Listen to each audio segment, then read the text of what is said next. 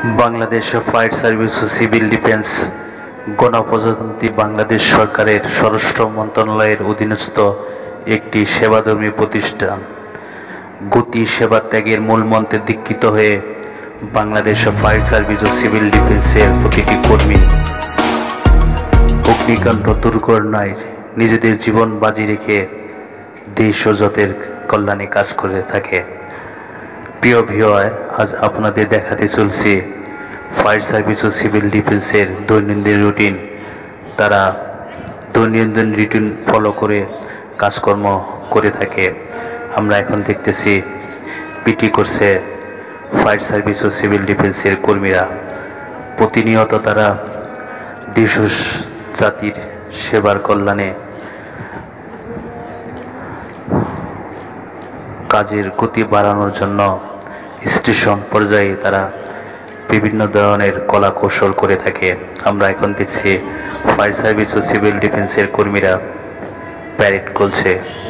এভাবেই প্রতিনিয়ত প্রশিক্ষণ করে এক একটা ফায়ার সার্ভিস কর্মী আগুনের বারুদের মতো তৈরি হয়। তারা দেশ ও জাতির কল্যাণে বদ্ধপরিকর। এদেশের মানুষকে এবং দেশের সম্পদ রক্ষায় তারা অত্যন্ত প্রহরীর মতো সবসময় কাজ করে থাকে। তারা দেশ ও জাতির সেবায় নিয়োজিত। তারা নিজেদের জীবনের বিনিময় হলেও এদেশের মানুষ এবং এদেশের সম্পদ রক্ষায় তারা বদ্ধপরিকর। আমরা দেখছি ফায়ার সার্ভিস ও সিভিল ডিফেন্সের কর্মীরা প্যারেড করছে। এভাবেই প্রতিদিন ভোর থেকে শুরু হয় তাদের বিভিন্ন ধরনের কলা কৌশল, শরীরচর্চা ক্লাস, পিটি প্যারেড এবং ক্লাস। একসময় সাধারণ মানুষ মনে করত ফায়ার সার্ভিস ও সিভিল ডিফেন্সের কর্মীরা শুধু খায় আর ঘুমায়, কিন্তু আশা করি এই ভিডিওটা দেখলে আপনাদের সেই ভুল ভেঙে যাবে।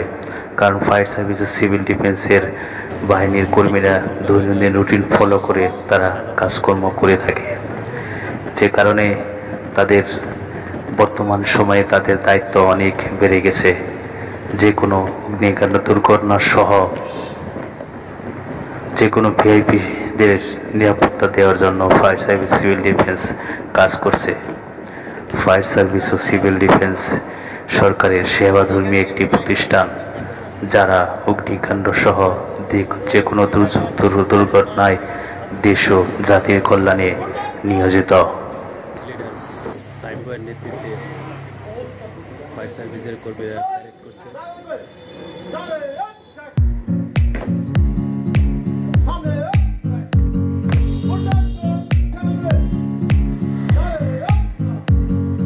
স্যার প্যারেড দেখছে।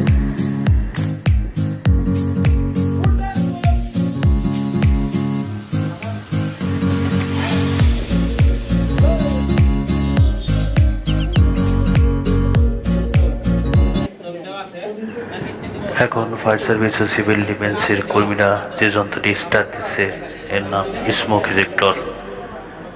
যখন বহুতল ভবনে অথবা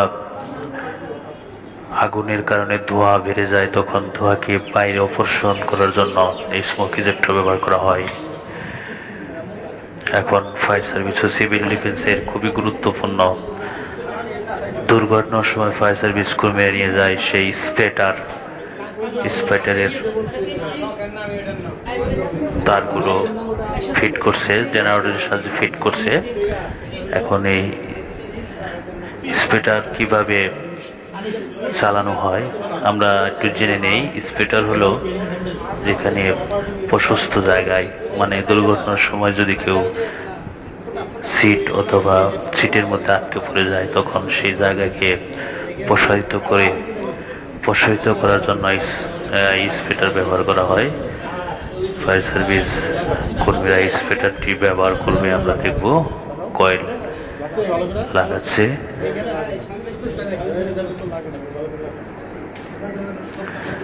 খুব পরীক্ষা করে দেখছে যে কয়েলটা ছুটে যায় কিনা। তারটা স্টার্ট দিচ্ছে জেনারেটর। দেখুন জেনারেটর স্টার্ট হয়ে গেছে। এখন স্প্রেটার দেখতে পাচ্ছেন। এই স্প্রেটার অপারেটিং করবে। অপারেটিং করার পর দেখবেন আস্তে আস্তে মুখটা প্রসারিত হয়ে যাবে। জন্য এই স্প্রেটার দিয়ে চাপাপূর্ণ বস্তুকে প্রসারিত এবং প্রসারিত বস্তুকে চাপা দেওয়ার জন্য এই স্প্রেটার ব্যবহার করা হয়। এটা উদ্যান দুর্ঘটনার সময় এই স্প্রেটার খুবই গুরুত্বপূর্ণ কাজ করে।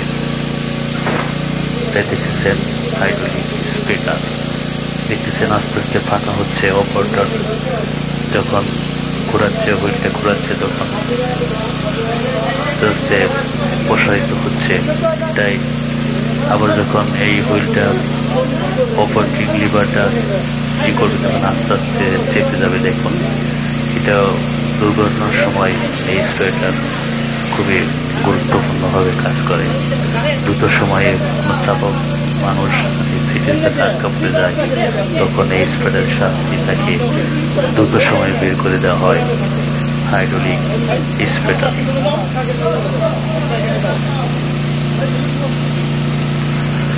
হাইড্রোলিক স্প্রেটার খুবই গুরুত্বপূর্ণ। আমরা দেখতে পাচ্ছি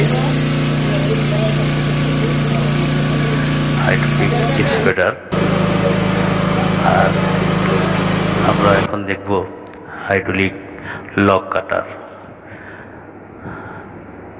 আরেকজন হাইড্রোলিক স্প্রেটার অপারেটিং করছে। সরি, এটা হলো হাইড্রোলিক লক কাটার। এই লক কাটার দিয়ে যখন বহুতল ভবনে তালা মারা থাকে তখন সেই তালা কেটে ফায়ার সার্ভিস ও সিভিল ডিফেন্সের কর্মীরা ভবনে প্রবেশ করে।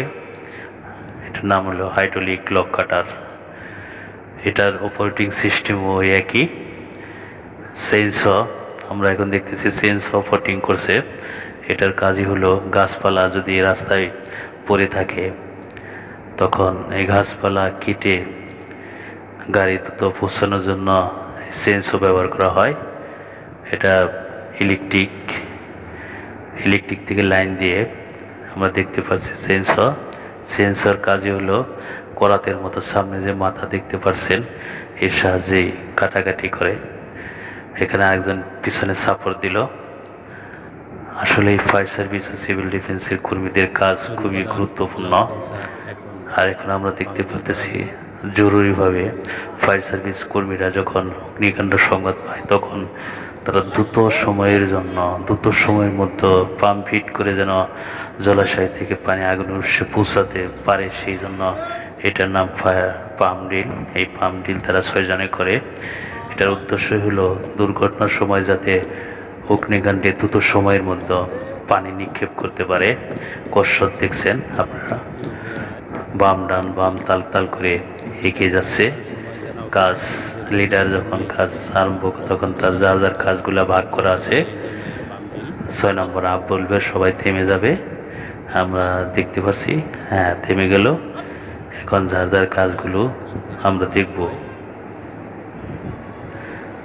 এইভাবেই বিভিন্ন প্রশিক্ষণের মাধ্যমে কাজের গতি বাড়ানোর জন্য সবসময় ফায়ার সার্ভিস কর্মী স্টেশন লেভেলে নিয়োজিত থাকে।